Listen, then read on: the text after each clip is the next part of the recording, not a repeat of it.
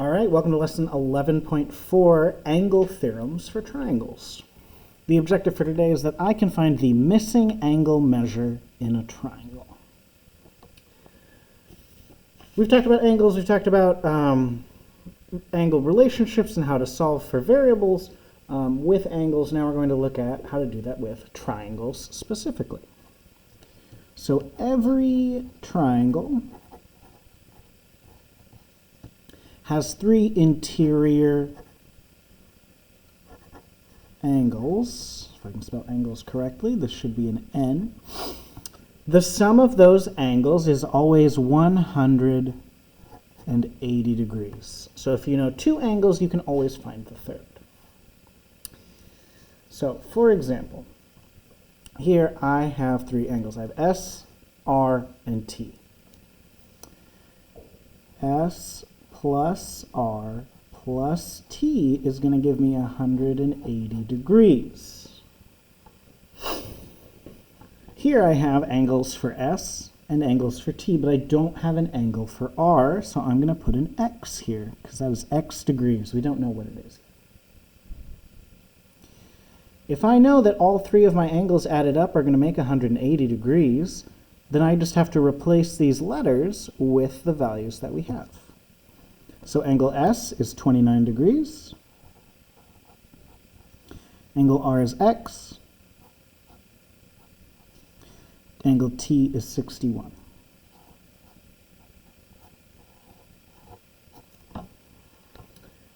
Now I have an equation, and we can use this equation to solve for X.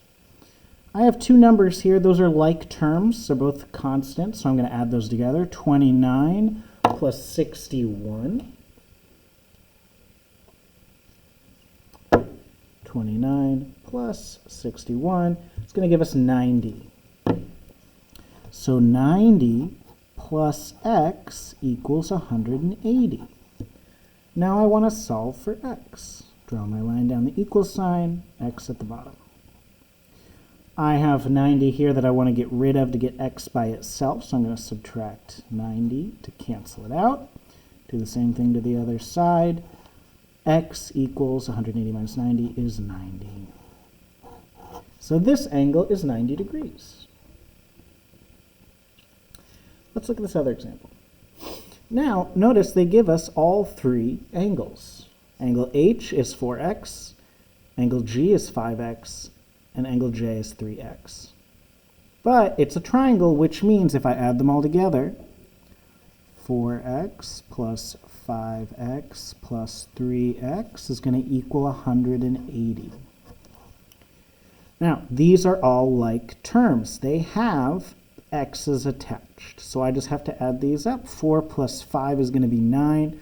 9 plus 3 is going to give me 12x. And now that we've simplified as much as possible, all we have to do is solve for x. Draw my line. I want to know what x is worth.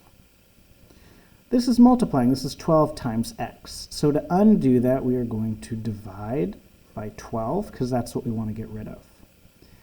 This cancels the 12 out. Opposite operation, same number, cancels it out. Now we do the same thing over here. 180 divided by 12. 180 divided by 12 is going to give us 15. Now, that tells us that x is 15 degrees, but that doesn't tell us our angle measures. We would have to plug those in and multiply. So 4 times 15 would give us the angle measure for h, which is going to be 60 degrees. All right. Now, here we have a triangle, and we also have this extra piece here. This is an adjacent angle. An exterior angle, so 4 would be the exterior angle. I'll put a 4 here. So the exterior angle is equal to the sum of the two opposite interior angles. Here's what that means. The distance from here to here the degrees, the angle measure of angle 4, is going to be the same as angle 1 and angle 2 added together. So 1 plus 2 equals 4. I know this part doesn't make sense because 1 plus 2 does not equal 4. 1 plus 2 equals 3. But in this case, we're talking about the angle measures. So the measure of angle 1 plus the measure of angle 2 is going to be the same as the measure of angle 4. Notice that 1 and 2 are opposite 3. They're on the other side of the angle that's connected to angle 4. So here we have our adjacent angles, 3 and 4. 4 is outside the triangle, so the exterior angle is the same as the sum if we add together the two interior that are opposite from the connected. All right, let's practice that. There's a lot going on here. We have a triangle, and we have a continuation, so we have our exterior angle. We have 146 degrees. We just learned that the measure of this angle is going to be equal to the measure of this angle plus this angle. So we are going to add up these values and set it as equal to this. So we have 5y plus 3 plus 4y plus 8 equals 146. Didn't quite give us enough room here, and I'm sorry about that.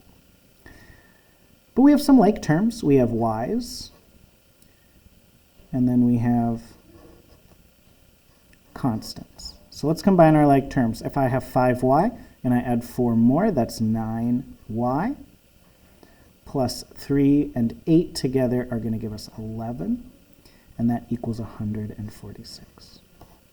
Now we have a two-step equation, and we're going to solve for our variable, which is y. The first thing I want to do is get rid of the thing that's furthest away from my variable on the same side. So we're just looking at the left side here. I have 9 times y plus 11. 11's further away than 9, so we're going to get rid of that first. To undo addition, we subtract 11. Do the same thing to the other side. 146 minus 11 is going to give us 135.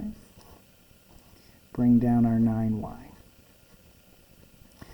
Now we have 9 times y equals 135. To undo multiplication, we're going to divide.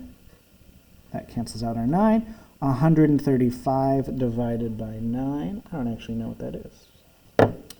135 divided by 9, 15. But we're not done. Because we need to know what the measure of the angle is, not what y is worth. Y can help us find the measure of each angle, but it doesn't give us the answer. So we have to go plug in 15 for y. 5 times 15 plus 3. 5 times 15. 5 times 15 gives us 75. Plus 3 is going to give us 78. So the measure of angle M is 78 degrees. Same thing here. We have 4y plus 8. 4 times 15, replacing y with 15, plus 8.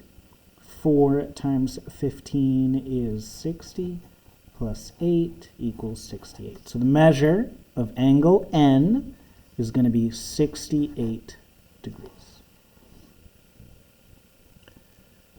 All right, our last example.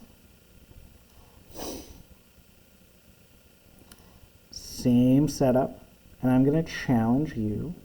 I'm going to help you solve for z, but then I want you to figure out what the measures of angle L and M are. So we're going to set it up, but then you're going to do this last piece where you substitute in, replace the variable with its value, multiply, and then add or subtract.